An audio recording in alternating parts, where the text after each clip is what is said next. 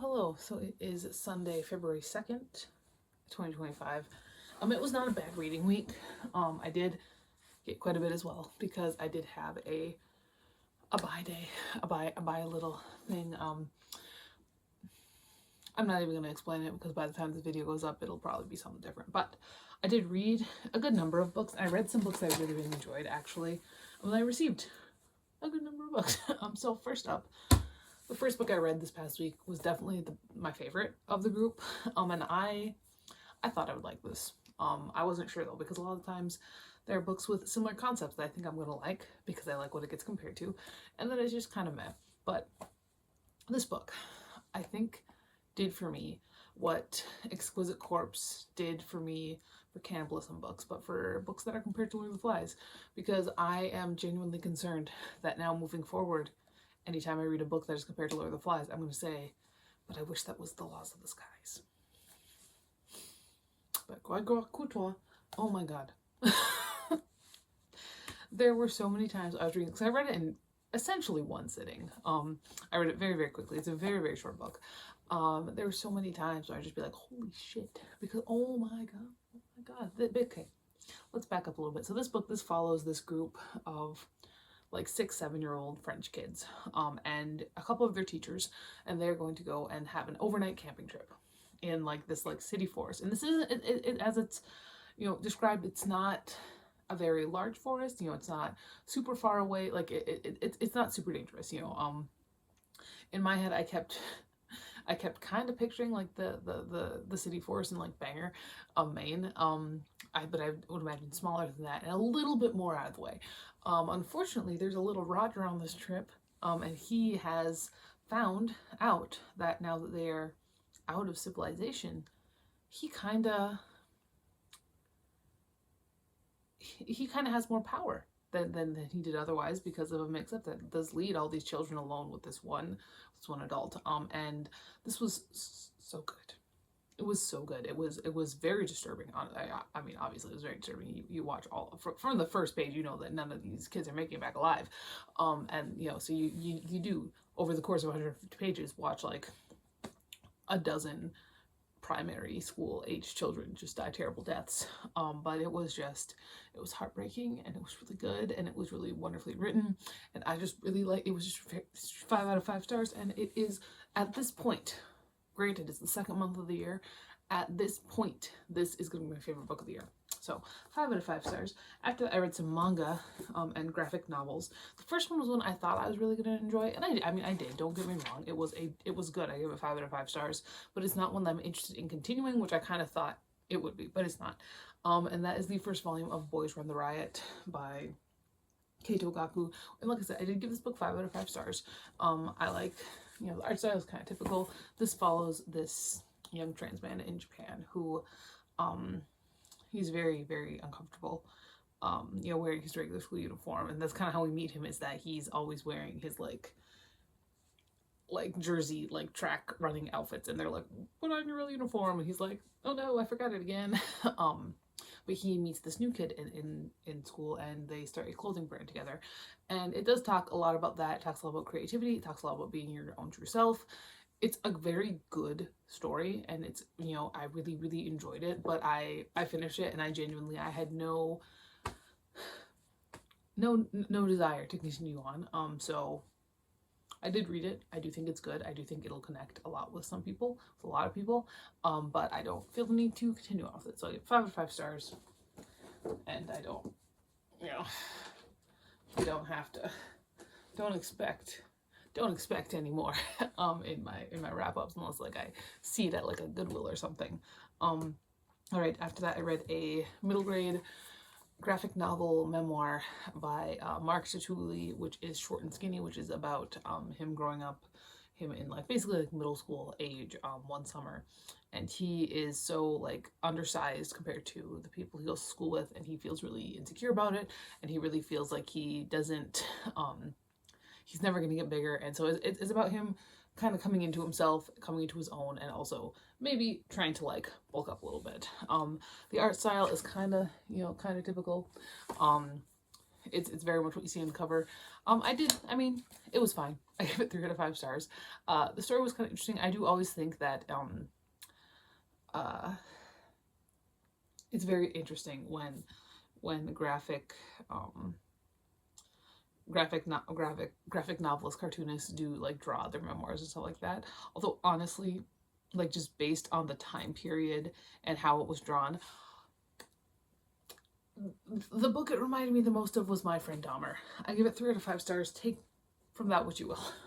The next one, if I thought I was going to continue Boys Run the Riot, I thought there was no way in hell I was ever going to continue the series. And I did actually rank it, I gave it a lower rating than Boys Run the Riot, but I finished it. I'm like, well, I kind of want to know what happens next. So I did read the first volume of Miss Savage Fang, the strongest mercenary in history is reincarnated as an unstoppable noble woman. And this is about this like fantasy world where there was this like tyrant of a queen, and she like killed everybody, and there was a mercenary that eventually kind of stopped her. Unfortunately, like immediately after he stopped her, he was executed by a neighboring queen, but then he was reborn, but back in the past into the noblewoman that he originally executed's body. And so like he wakes up and he's her as like a teenager before she became this like great unstoppable force. And just the concept of that was so interesting to me.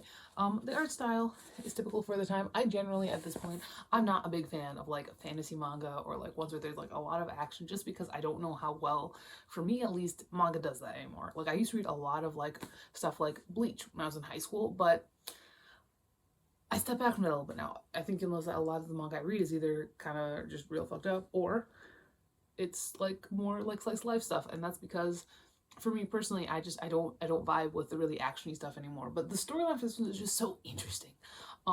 So I did add it to my list, and I did actually get the second volume.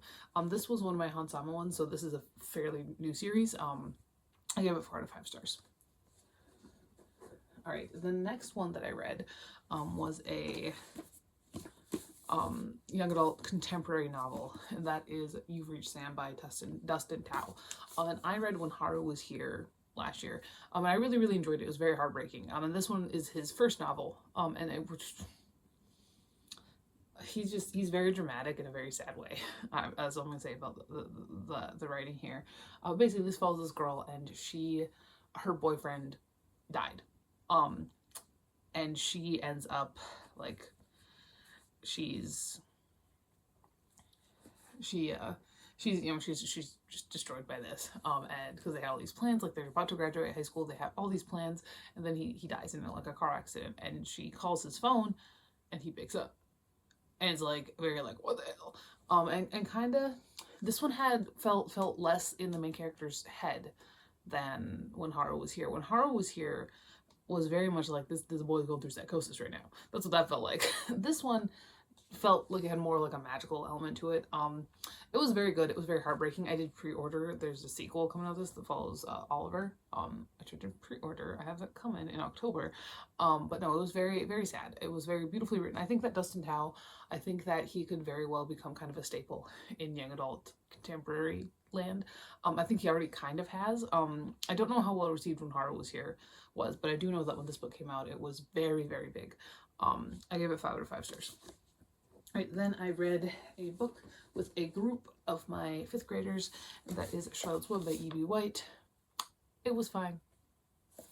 I don't have anything else to say about Charlotte's Web. I really don't. Sometimes we read books that are really good, and sometimes we read Charlotte's Web. All right, then I read a book that genuinely took me 10 days to read, and I don't know why, because I kept like, I'd read a little bit, and I'd put it down, I'd pick up something else, I'd finish something else, and then I'd pick it up again, I'd read a little bit, and it just kept going.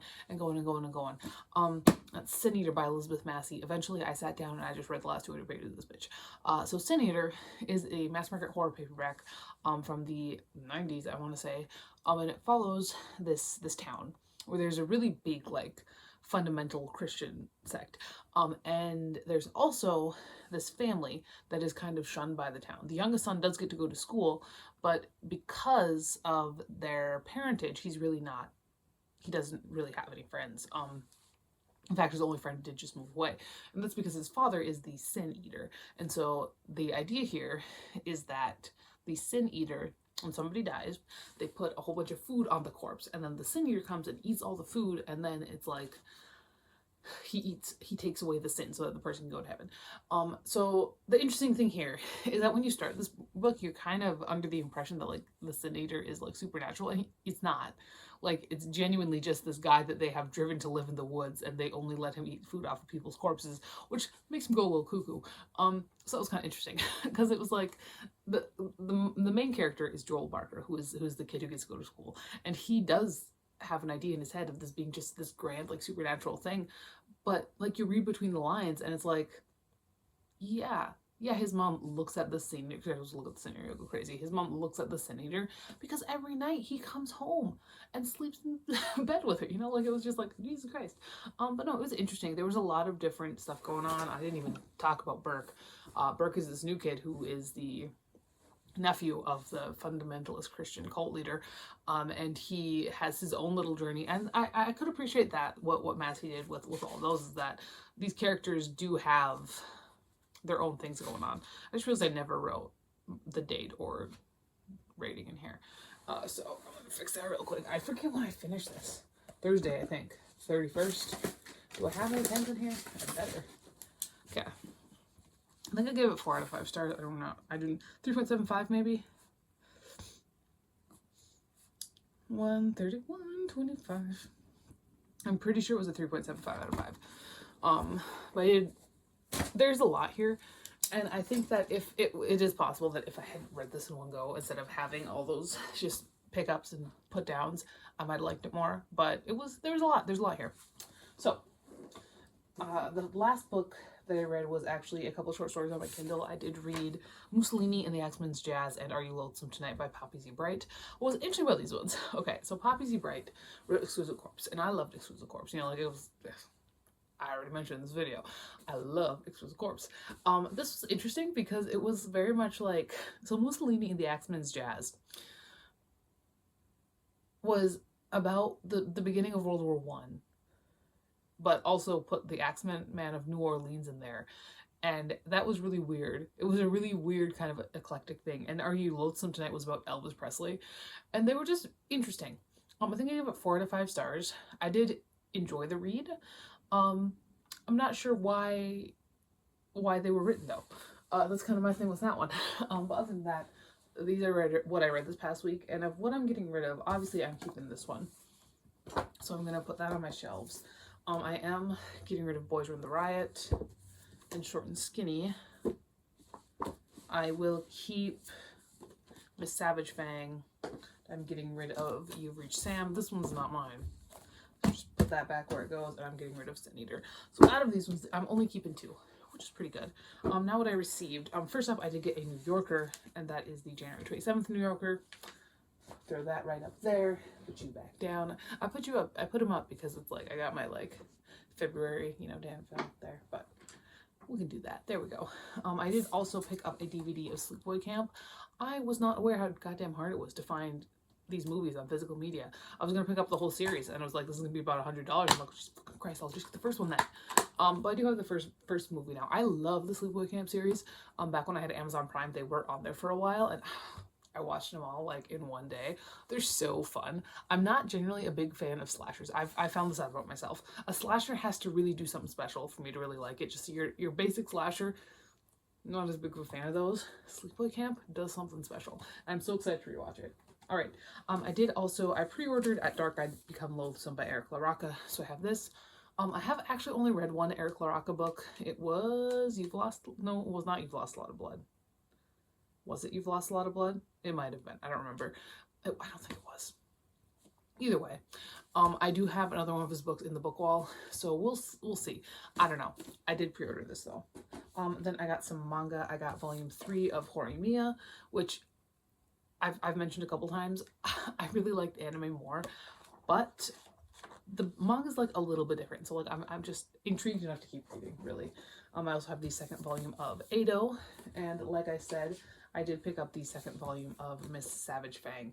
I don't know exactly how many of these are out at this point. Look at that, look at that.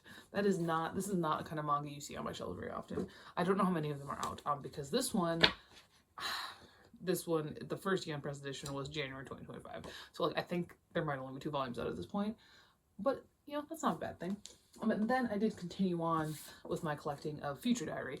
So I complained when I hauled Future Diary too that like I finally stopped collecting one difficult to find and expensive series, and then I immediately find a new one. But Volume 3 was not near as expensive as Volume 2, so I think this is in the in-between stage where it's not super expensive yet. So if I jump on it now, it'll be okay. So some of the volumes are a little bit expensive, but this one was I think like $3. Volume 2 was like, I want to say like 20. So we're in that in-between stage. So I really gotta get this collected quick. And then I do have a handful of novels. I did pick up We Used to Live Here. I have been seeing this everywhere and it looks so fun. It's apparently started out as like r/no sleep. I love no sleep. I do. I think it's super fun. The concept has always seemed super cool and I'm excited to read it. I did also pick up my first Andrew Joseph White book. I picked up Compound Fracture because that's the one that looked most interesting to me. And also it was half off. So that's why I picked up this one. But this one, it just, first up, I love all the covers. He gets the coolest covers. They're so cool. I think once I read this one, I do intend on reading his other books, but this is gonna be my first. And then I did, again, because they were genuinely half off, I did pick up Powerless and Reckless by Lauren Roberts. I have heard mixed things about these ones, boys. But this was $20. And so I did pick up the first. It was like a box set. I did pick them up. And that is that. I don't know if I will buy any books this week. I do have some stuff like coming in. I have like a movie coming in. I'm sure I'll have another New Yorker. And then there was a book that I had pre-ordered that should be coming on Tuesday. It's Tuesday the 4th. I think Tuesday's the 4th. So I'll have, you know, a couple of things, but I don't think I should have much more than that. Unless I get another buy token thing. Basically how that goes is one of the, when I make my to-do list, I said I wasn't explaining, here I am. I have, one of the things is I do a random number generator 1 through 19, and each of those 19 things is like a different thing. Like it might be read a book or do something with videos or whatever, and one of those things is buy. And if I get a buy token, then that means that on my to-do list I can put right the word buy, which is I can get books and movies. And but to do that, I then also have to like randomly hit that, so it's a whole ordeal. But there's that. I hope to read a lot this week, just because my February TBR is just so fucking massive. The only book that I read this past week that was off of that TBR was the short stories on my Kindle. I'm almost done with Cujo, but it's like, it's a big TBR. It's a small month. So hopefully there aren't very many collapses this month, because as of right now, this is what my March TBR is looking like. And that's what my February TBR looked like until I had 3 collapses. So that is everything. I gotta put these books away. I'll talk to you later, and goodbye.